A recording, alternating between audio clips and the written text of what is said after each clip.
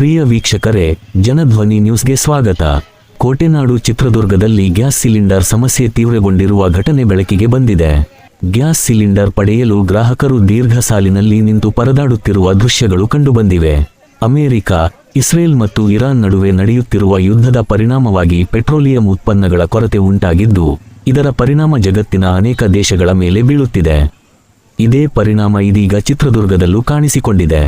ಮನೆ ಮನೆಗೆ ಸಿಲಿಂಡರ್ ವಿತರಣೆ ಮಾಡಬೇಕಾದ ಏಜೆನ್ಸಿ ಗ್ರಾಹಕರನ್ನು ತಾವೇ ಬಂದು ಸಿಲಿಂಡರ್ ಪಡೆದುಕೊಳ್ಳುವಂತೆ ಸೂಚಿಸಿದೆ. ಇದರಿಂದ ಸಾರ್ವಜನಿಕರು ಹೆಚ್ಚಿನ ತೊಂದರೆ ಅನುಭವಿಸುವಂತಾಗಿದೆ. ಚಿತ್ರದುರ್ಗದ ಡಿಪೋ ರಸ್ತೆಯಲ್ಲಿ ನೂರಾರು ಜನರು ಬಿಸಿಲಿನಲ್ಲೇ ಸಾಲಿನಲ್ಲಿ ನಿಂತು ಗ್ಯಾಸ್ ಸಿಲಿಂಡರ್ಗಾಗಿ ಕಾಯುತ್ತಿರುವ ದೃಶ್ಯ ಕಂಡುಬಂದಿದ್ದು, ಜನರು ತಮ್ಮ ಅಸಮಾಧಾನವನ್ನು ಹೊರಹಾಕುತ್ತಿದ್ದಾರೆ. ಯುದ್ಧದ ಪರಿಣಾಮವಾಗಿ ಉಂಟಾದ ಈ ಕೊರತೆ ಸಾಮಾನ್ಯ ಜನರ ಜೀವನದ ಮೇಲೆ ಗಂಭೀರ ಪರಿಣಾಮ ಬೀರುತ್ತಿದ್ದು, ಪರಿಸ್ಥಿತಿ ಯಾವಾಗ ಸರಿಯಾಗುತ್ತದೆ ಎಂಬ ನಿರೀಕ್ಷೆಯಲ್ಲಿ ಸಾರ್ವಜನಿಕರು ಕಾದು ಕುಳಿತಿದ್ದಾರೆ.